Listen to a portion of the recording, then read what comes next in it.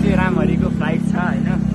सोचेको नि थिएन 11 सुरुमा भेट भएदेखिको साथी चाँडै सबैले छुट्टेला भनेर सबैजना कमाएर भेट भएका साथीहरू कमाउनको लागि बिस्तारै छुटिरहेका छन्। सुन्दाखेरि मनमा त अलि नराम्रो त लागेको थियो, जाने बेलामा फेरि खुसी पनि लागेको छ। साथी भविष्य बनाउनको लागि गइरहेको छ होइन। एमसिएसलाई छोड्नको लागि भनेर एयरपोर्ट जाँदैछौँ। फ्लाइट चाहिँ 7 बजीको रहेको छ।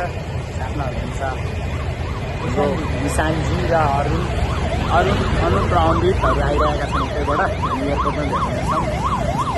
अलिकति दुःख पनि लागिरहेको छ, केही छैन।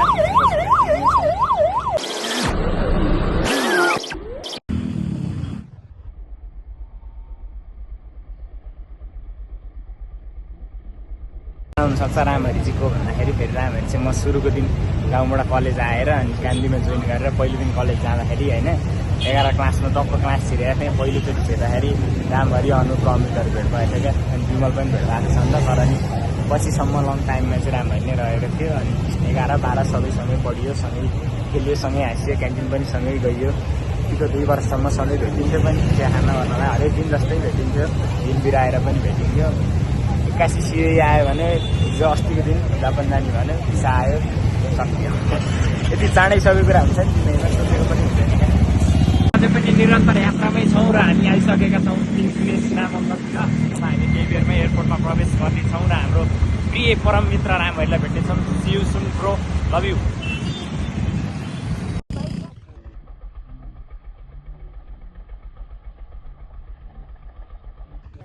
फाइनली हामी चाहिँ एयरपोर्ट आइसकेका छौँ होइन। अब भित्र रामहरिहरू होला, गएर भेट्नुपर्छ रामहरिलाई। अब अरुण पनि आइसकेको छु भने आफै त्यो कता नजिकै हुनसक्छ त्यो पनि।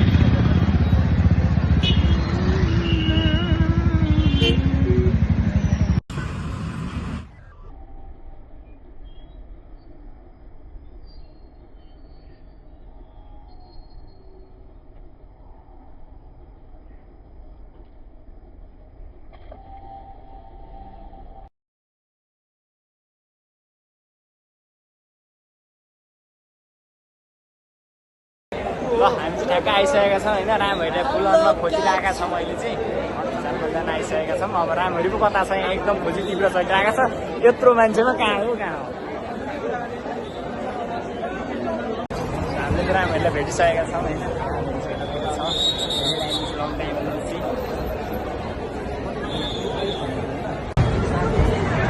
रातमा 350 अलिक खाली हुन्छ चाहिँ है।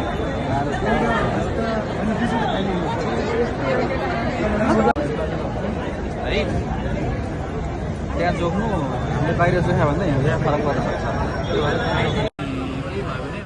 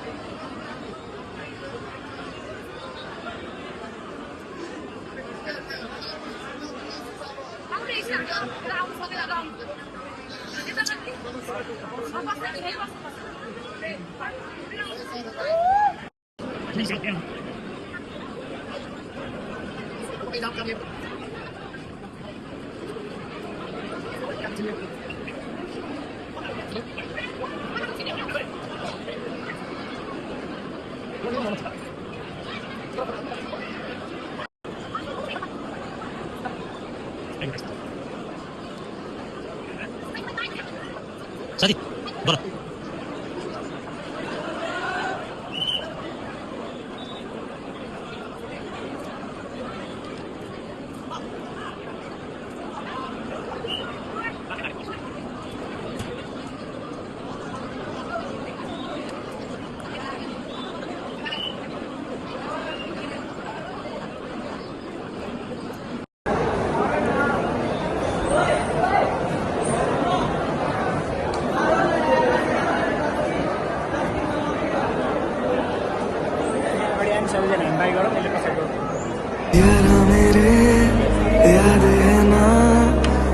मजे थे दिन जब साथ थे हम